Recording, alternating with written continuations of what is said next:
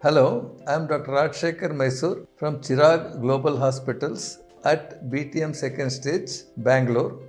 Gastroparesis. Nowadays, many people are inquiring about gastroparesis. Paresis is less than paralysis. You must have heard of paralysis. Means muscles get paralyzed. That means they are not working. Muscles are not working.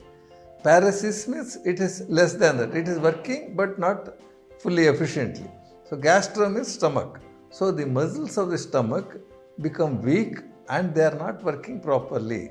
So what happens if it is not working properly? So whenever we eat food, it will go into the stomach, then part of the digestion will start there.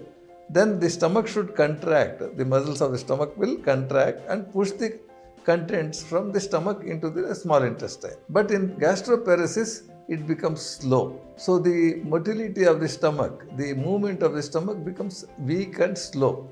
So what are the causes? Commonest cause is people who are having long-standing diabetes. In diabetes, what happens? It is the nerves, they get damaged. So the nerves supplying, we call it the autonomic nervous system. The nerves which will supply to the muscles of the stomach, they become weaker, they will not be working properly. So the muscles become weaker and paralysis will start and the movement of the stomach will become slow and sluggish. So that what could be the symptoms? Because the stomach movement has become slow, so patient starts feeling of fullness for very long periods. After eating food, usually 3 to 5 hours later, it should get emptied. But for them, for hours together, morning they have eaten food till evening, they will not feel like eating food because stomach is still full. It is not emptying. And then they get bloated. Gas will remain there and they get feeling of the bloating. If it is too much, they may start vomiting. So these are all some of the symptoms of gastroparesis. So people complain that they have indigestion, that sort of feelings. So what is the treatment? So treatment depends on the cause of it. One is they are diabetic. We have to maintain the diabetes levels properly, the sugar levels properly. And there are other damages to the nerves because of some other diseases that has to be treated.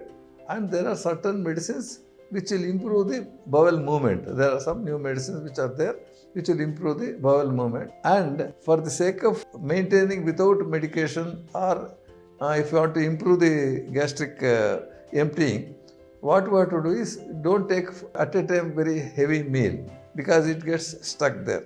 So small quantities, preferably in liquid form, so that it will flow easily. It doesn't require a lot of contraction of the stomach to empty. So make it more liquid sort of food in small quantities so that it will be emptying. Then you can take small quantities in large number of many times a day is better. And some of them will develop some vitamin deficiencies and all. So some liquid form of vitamins in the form of tonic syrups, you can take that. That will help.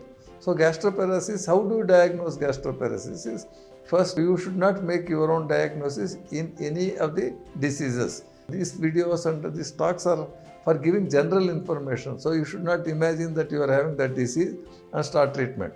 It has to be confirmed. You have to go to a gastroenterologist, medical or surgical gastroenterologist. They will do certain tests, gastric motility studies they will do, endoscopy they may do, all those things, and then they confirm what is the cause of it and they start treatment. You have to follow properly. August is, they have declared it as a gastroparesis awareness month.